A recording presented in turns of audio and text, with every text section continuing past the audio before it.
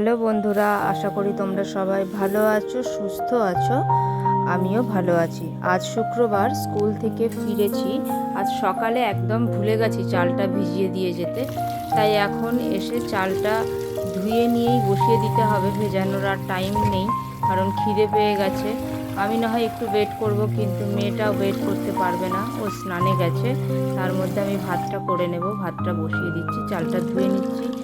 ধোয়া হয়ে গেছে, চালে জল দিয়ে দিচ্ছি, দিয়ে এবারে ভাতটা বসিয়ে দেব। আর তরকারি করব না, কালকে মা এসেছিল, বেশ কিছু তরকারি দিয়ে গেছে। দেখো, সকালে একটু চা করে খেয়েছিলাম আদা তুলসী পাতা দিয়ে, সেইটাও পড়ে রয়েছে, এই বাসনগুলো ধুতে হবে। তো বসিয়ে দিলাম ভাত। কালকে মা এসেছিল বিকেলবেলা, তাই কিছু তরকারিপত্র দিয়ে গেছে। আজকে শুধু ভাত করে নিলে দুপুরবেলাটা আমাদের হয়ে যাবে, তাই শুধু ভাতটা চাপিয়ে দিলাম। এসে দেখো, অফিসের জামা কাপড়ও এখনও খুলতে পারিনি। আজকে বেশ জলটা খুবই ঠান্ডা। জ্যাসলিন বলছে যে জলটা মাম্মা খুব ঠান্ডা, তাই জন্য গিজারটা অন করে দিলাম। দেখো, আমাদের বাড়িতে না অনেকগুলো সুইচ বোর্ড। আমি জানি সবার বাড়িতে মোটামুটি সুইচ বোর্ড প্রচুর, এবং তাতে প্রচুর সুইচ। প্রত্যেকটা মনে রাখা সম্ভব না কোনটাতে কি জ্বলে। আমার তো মনে থাকে না, ঠিক আছে, বারবার ভুলে যাই, আর সমস্ত সুইচ বারবার করে জ্বালাতে থাকি। তো অনলাইন আমি একটা এরকম ধরনের স্টিকার কিনেছি, যেগুলো দেখো এই সাদা সুইচের উপরে মেরে দিলে তুমি অনায়াসে তোমার বাড়িতেও যদি কেউ এসে জ্বালাতে চান, তারও অসুবিধা হবে না। Mixie, light, fan, bulb, chimney, calling bell, সমস্ত কিছুর আইকন দেওয়া রয়েছে। স্টিকারগুলো তুলে তুলে দিয়ে দিলেই হবে। তো যেহেতু আজকে জলটা গিজারে গরম হচ্ছে, ওকে একটা বালতি দিয়ে দিচ্ছি। তা বালতিতে ভরে জলটা মিশিয়ে নিয়ে ও স্নান করে নেবে। তো ওকে দিয়ে দিলাম, দিয়ে ঘরের বাকি কাজগুলো করে নিই। ভীষণ টায়ার্ড লাগে অফিসের পর এসে যদি এই কাজগুলো করতে হয়।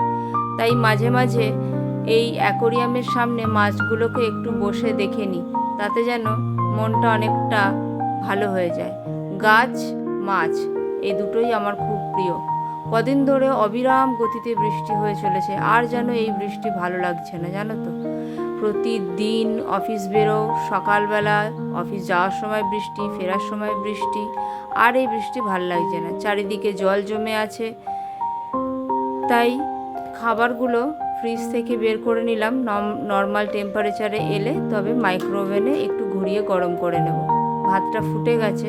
যতক্ষণ তুমি ভাতের সামনে দাঁড়িয়ে থাকবে, ততক্ষণ এটা ফ্যানটা পড়বে না।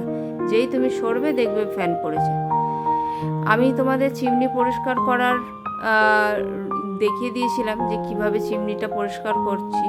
তো এখন যেহেতু ওটা জেনে গেছি কিভাবে চিমনি ইজিলি পরিষ্কার করা যায়, তাই এখন মাঝে মাঝেই করে নিই।